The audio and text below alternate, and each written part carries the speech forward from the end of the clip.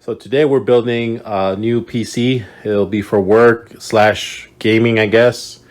So yeah, it's taking me a while to get all these parts. This case I've pretty much had since last summer.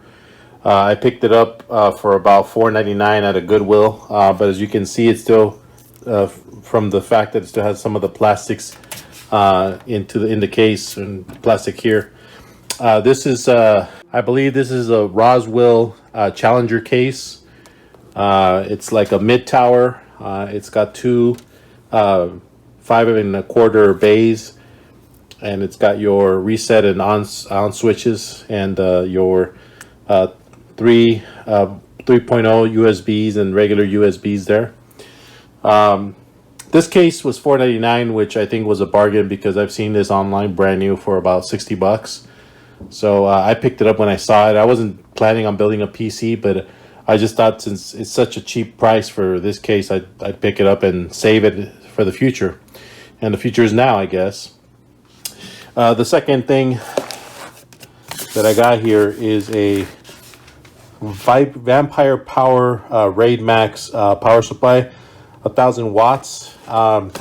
So for the type of build I have, I would probably only need about a 600 watt power supply, but the fact is that I'm kind of future proofing here because I do like to hook up more than one hard drive into a computer. So I'm hoping that this will help me without having to worry about the computer crashing. And I had another computer where I had like at least 5 different hard drives attached to it, and it crashed all the time. So I just wanted to get a more substantial power supply. So the Vampire Plus 1,000 watt is a good power supply. As you can see, let me see if I can open this up for a second.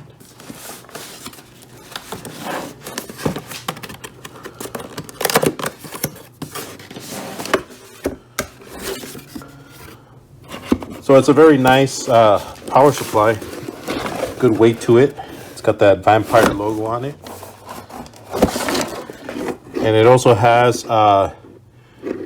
basically customizable ports where you can attach however many SATA cables you need to power up the board.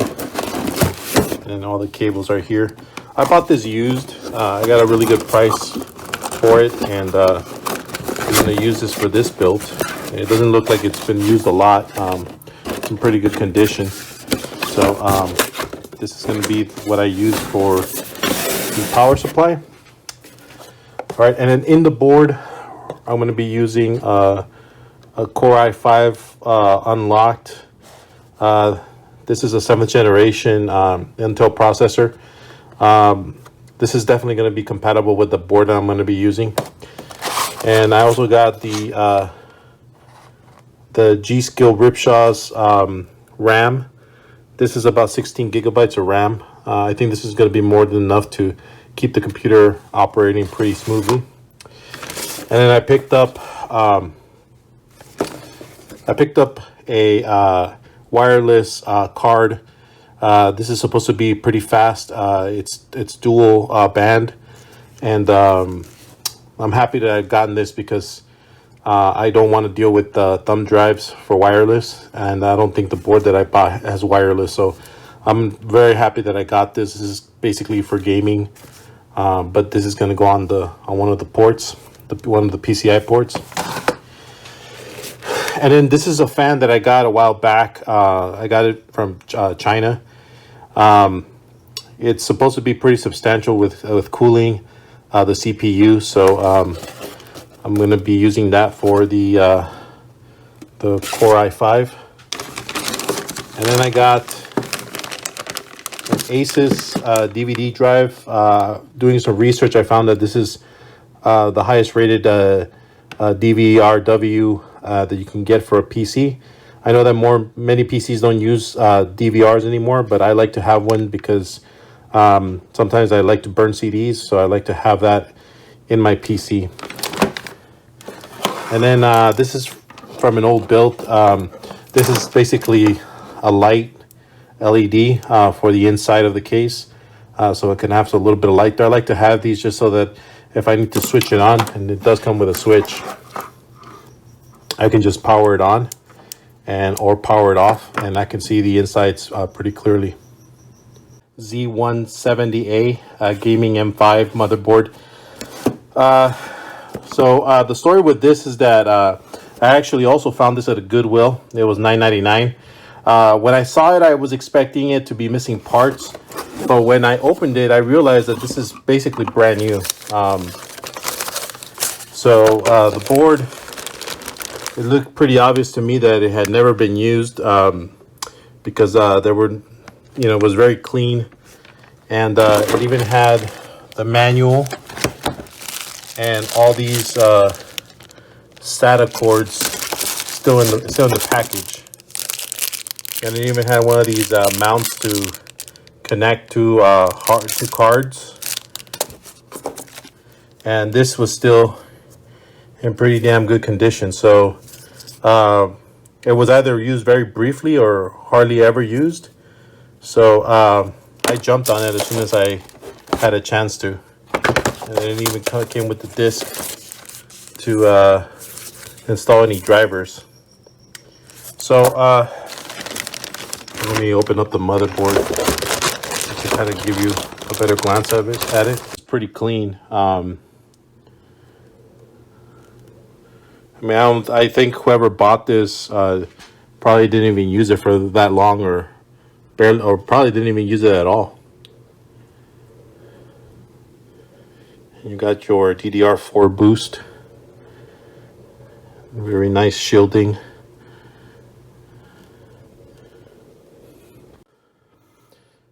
So my plan is to start off by assembling parts of the board, putting the CPU in, putting the DDRs in, screwing the motherboard into the Challenger case, installing the power supply, and perhaps the PCI wireless card and the DVD drive.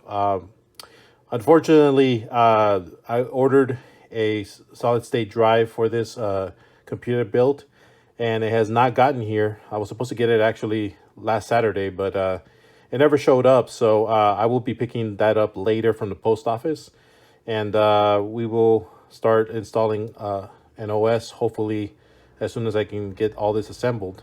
Why don't we get started? Start by removing this sticker that I probably should have removed as soon as I bought this, but I just did not think that I'd be using this anytime soon, so I'm just gonna go ahead and do that. One thing with these Goodwill labels is that if you leave them on for a long time, they will be very difficult to take off. Usually when I get stuff from the Goodwill, I take off the label right away to avoid this. What I'm gonna do is I'm just gonna get a little bit of Goo Gone and wipe all that off clean. Goo Gone did the trick. I'm just gonna remove this little sticky material. I'll leave this for the end. I kind of want to do this when I finish up at least installing everything and being able to turn on the computer. So let's take a look at this case. So yesterday I started doing a little bit of modding with the case. It was very dusty in here, so I already cleaned it up. So this fan did not come with the case. I don't know if I'm going to stay with this fan because it is one of those fans that light up, as you can see the light right there. But I'm not too fond of having one that doesn't match the other fan that I would put on. There's another fan that probably goes here of the same size. These are 140 millimeter fans, so I need to get another one, but they have to be the same. So I did order a couple more on Amazon. So depending on how it looks, I might just remove this one and just put the two of the same kind of fans on there. And then so this is what you get with the case. You can see that's Roswell brand fans, and I do believe that these glow from what I've seen online. And there's two of them in the front, so there's one mounted there, one mounted there. There's a fan in the rear. I don't know, I don't think this one lights up because it doesn't look like it has any LEDs going through it. And I would say this is probably 120 millimeter fans. I did install a fan at the top of the case, and I'm waiting on my order for the other fan that I'm going to get for this side of the case. I'm also going to install a fan here As you can see, the mounting holes for that bottom. I don't think that you can put a fan here, so I'm not even going to attempt to do that, but I'm going to put one here. And that should pretty much help me keep this thing cooled down. Like I mentioned before, I mean, so these two bays are 5 1/4. So unfortunately, it does not come with the 3 1/4 bays for like a diskette type of bay. So what I decided to do is I'm inside the case. I'm just going to keep the fan controllers here. I did order the other interface that's going to go here. That's for reading SD cards and stuff like that. That one does come with a fan control, and it even gives you the temperature inside. So this I'm going to mount here, and it'll be another controller that I can use.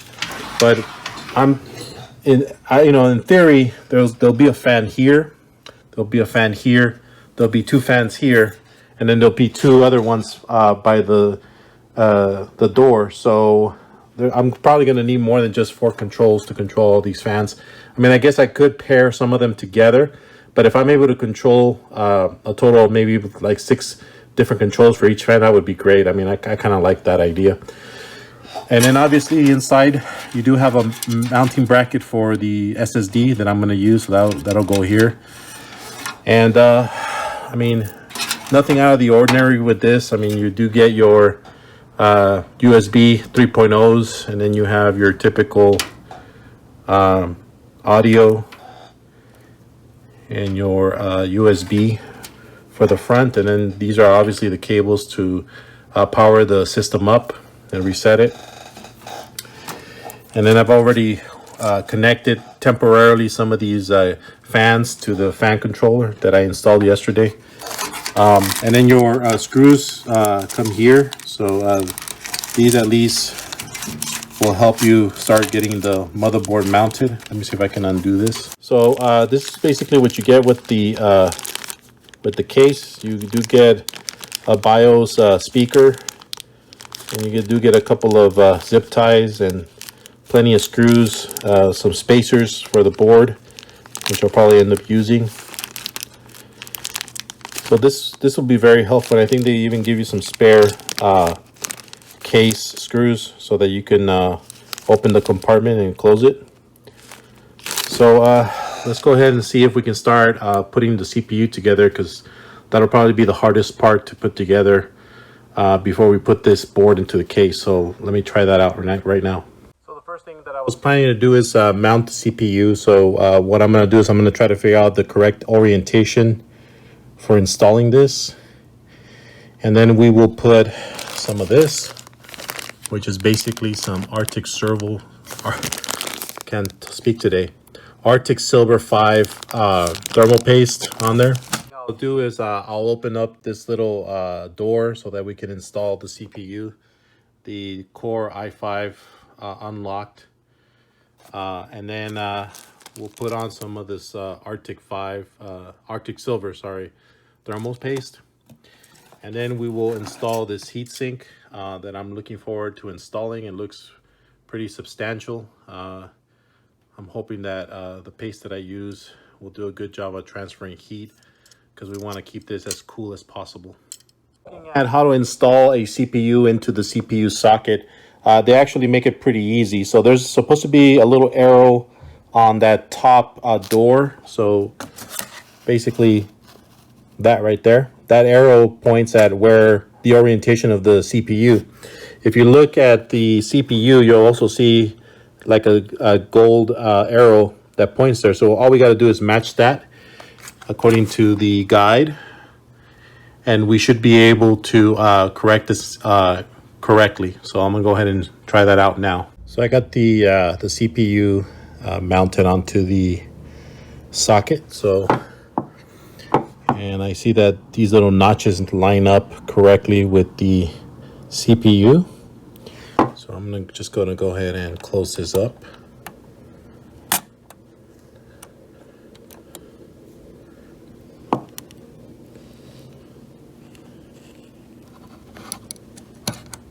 Okay, so that looks like it's in pretty good place. Okay, so let's try to start installing the heatsink, and we'll start off by installing this little ring. On this heatsink aren't very good as far as explaining to you how to install it. You do get like the diagram, and apparently you're supposed to push in these little studs that come out of it and push them into the board, and then you should be able to secure it with these little pins here. So I'm going to go ahead and do that, and so it appears to me that I won't even need to use any thermal paste, because I think this already comes with some thermal paste there, so I don't think I'll need to add any myself. So I'm just going to go ahead and just mount this on there. I'm actually a little bit impressed about how easy these clipped in. Last week I was working on an Intel, and the fan, the CPU fan for this thing was near impossible to pull out. So this was very easy to install. I'm just going to go ahead and now install the heatsink, and I will just be following the directions on the box that tells you basically the orientation of the heatsink. Finally been installed.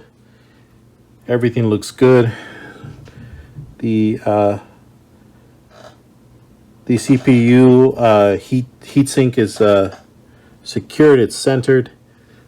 This was a little bit of trouble to getting clipped on, but I finally did. I didn't want to force it too much, but it's very sturdy.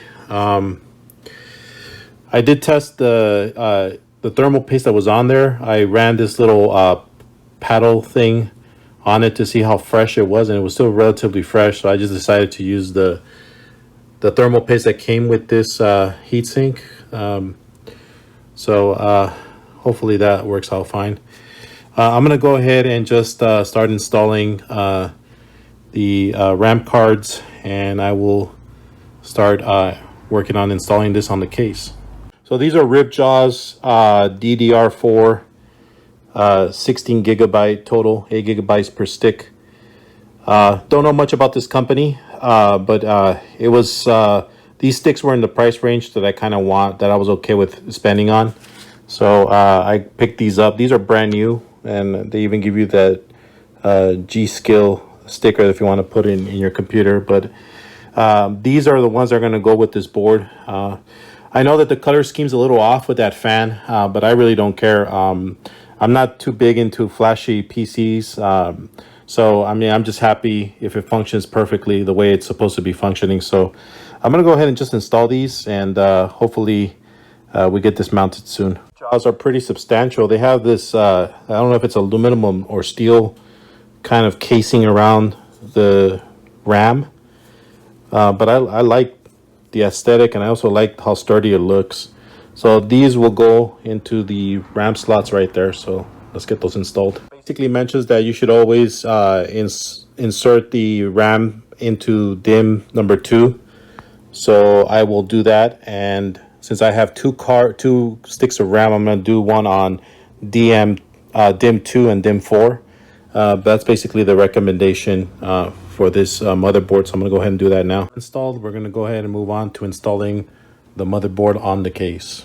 What I'm going to do is put together these little standoffs into the case. It's pretty self-explanatory. You already have all the areas that need a standoff as shown at the case. What I like to do is put them in by hand first, and then what I'll do is I'll go ahead and take a wrench and I'll tighten them as tight as they should be, and then hopefully make sure that they're matched with all the different they're matched with all the different holes in the motherboard. So I'm gonna go ahead and start doing that now. Make sure that all the standoffs line up with the motherboard, so all the standoffs have been installed. I'm just gonna take this little wrench that I have and tighten all the standoffs before I put the motherboard in. Okay, so now we get to put the input plate into the case. So I believe the orientation is like this, so I'm just gonna pop it in there. So I guess now we just have to put the motherboard in. Okay, so it looks like the motherboard is pretty much lined up to the inside of the case.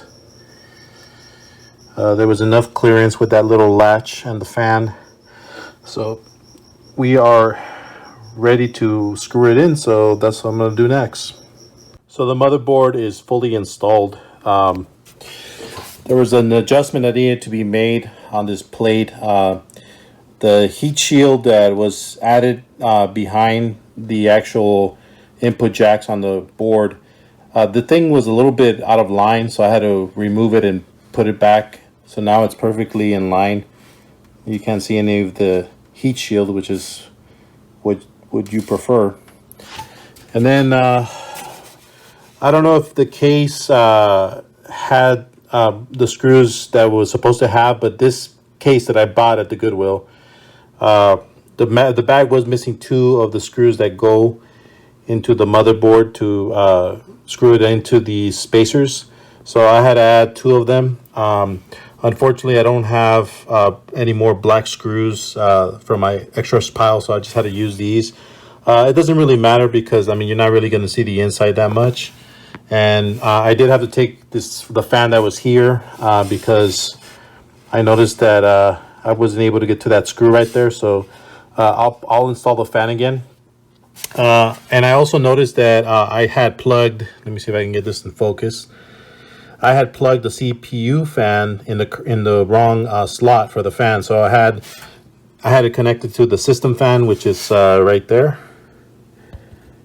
I don't know if you can see it very well, but that was connected to the system fan, which is not what I wanted. I wanted to the CPU fan, so that was corrected. So basically, all we got to do now is install the power supply, and we should be able to at least turn it on. I'm not going to do that yet because I'm going to wait for that hard drive because I want to install the OS as soon as I am able to get that hard drive. So let's go ahead and install the power supply.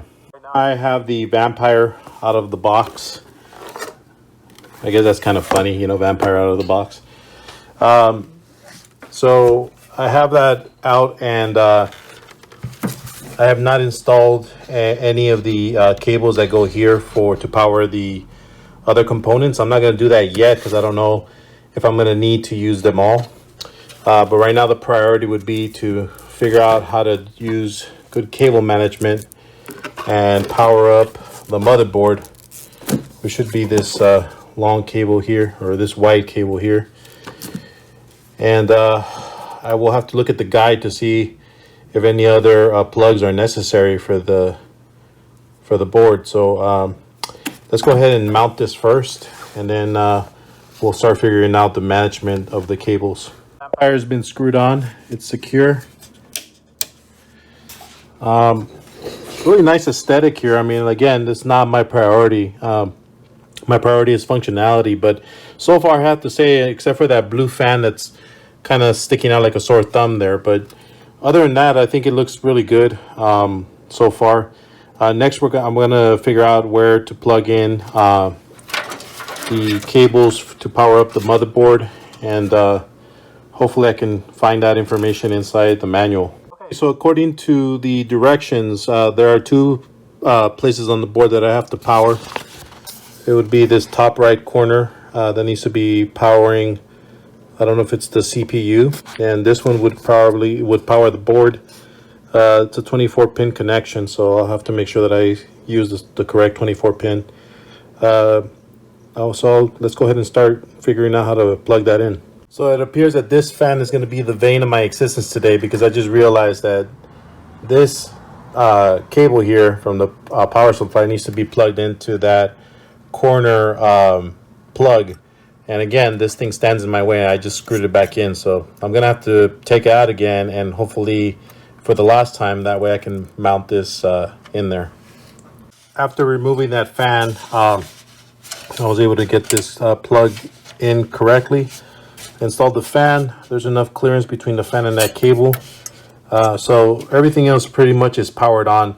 I think the thing that I forgot to add is the PCI card, and I will have to also install the DVD RW on the top right there. So let's go ahead and get the card out of the way. So this card right here is just a very basic Radeon Graphics AMD card. Nothing fancy. Definitely not the best one for gaming at all. But for the time being, I did not want to invest money yet on a gaming graphics card. Right now, what I need this is for work. Display port, and it's got a DVI port. Obviously, this one won't do for gaming, but for the time being, I need this just for work. So I needed this to output on my display port monitor. So I'm going to install this for the time being. Later on, I might upgrade to something a lot better. But with the $10 card, I mean, I just needed to display on my monitor for now. So this is what I'm going to add on right now. So here's where we're at. I went ahead and plugged in all the fans into this fan controller. The fan controller now has power through the power supply. The video card has been installed, and that looks right. So one thing, so basically the last thing that we have left is installing all these case wires that will power on the PC, and we also need to install the DVD writer. So on the power supply, I went ahead and already installed the two of the outputs to power on the SATA, and I'll probably also need this for the hard drive. This is the SATA connector. The Molex collector is right here, and this thing is only powering, for right now at least, it's only going to be powering the fan controller and the fans. So all we got, we're almost there. We just need to go ahead and connect that DVR and also finish up connecting this last fan. So we're almost there. The USB 3 and the front audio connector was pretty self-explanatory to connect. This, I kind of had to figure it out. So this is basically the scheme of how you're supposed to plug in. This one did not have a power LED, which is kind of funny because I would think that a case like this should have a power LED, but it doesn't have one. I guess it uses the fan's color, or sorry, the fan's light to signify that it's on. So I guess putting a power LED would probably be overkill at this point. But I did manage to plug in the hard drive LED, the reset switch, and the power switch. So that's basically already in there, as you can see. So let's go ahead and plug in the DVR. And installed the DVR-W. I had to remove the other side panel because I was having the toughest time getting this little faceplate off. And I realized that there are like some little, I guess I would call them like little tabs that you have to push in, and then you have to push this in so it comes out through the inside of the case. So that took me a while to figure out, but I finally did manage to take this off without breaking it. And here's the DVR already connected. I'm going to go ahead and just show the side, since this part really doesn't get open that much. I'll probably figure out how to shove some cables in here for the cable management part of the build. But as you can see, I think the only thing that we have left to install is the internet card, which I will install now, and hopefully as soon as I get the hard drive, I can get this running, and we can go ahead and install the operating system. All right, so the next part is the PCI card. This is brand new, so this is going to be kind of like a little unboxing. I'm just going to take the cellophane off. All right, so let's get ahead and open this up.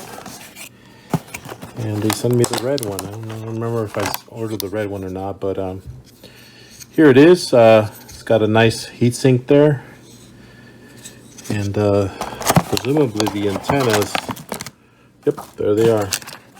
So there's 4 antennas that attach to this, and just some instructions there in Chinese.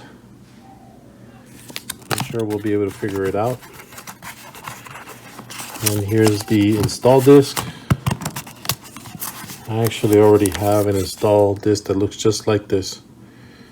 So I'll go ahead and mount this on the actual motherboard, and then we'll put on the antennas, and then we'll have a look. Oh, look, it's got a little LED as well. Okay. Card installed for the Wi-Fi. So it looks like pretty much all we're missing is the solid state drive. So that will be coming in tomorrow. Then I'll be able to install an OS, and hopefully this whole thing turns on. I know that I should probably try it right now to see if it turns on, but I know that if it doesn't turn on or something's wrong, I'll be in here till midnight, and I gotta really actually do other stuff today. So for now, I think the build is pretty much 80% finished. We should be able to install that OS tomorrow once we have the solid state drive, and then we'll see what else we can do with this. So till then.